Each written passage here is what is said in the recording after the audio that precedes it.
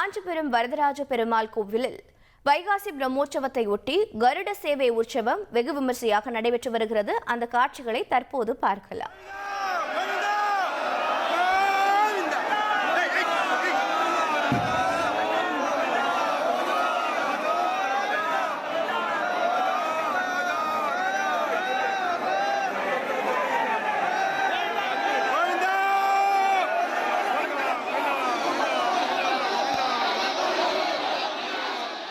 கூடுதல் தகவல்களை செய்தியாளர் தன்ராஜ் வழங்கிட கேட்கலாம். தன்ராஜ் வணக்கம். கருட சேவை உற்சவம் தொடர்பான தகவல்கள் என்னென்ன?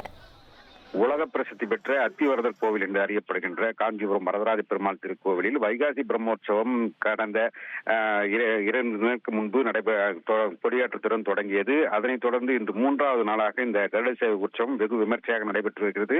அதிகாலை நேரத்திலேயே வரதராஜ பெருமாளுக்கு சிறப்பு அபிஷேக ஆராதனைகள் செய்யப்பட்டு கல்யாணம் இல்ல, நான் பிசினஸ் ஸ்டார்ட் பண்ண போறேன். எப்படி? பாஸ் வாலா பி தி பாஸ்.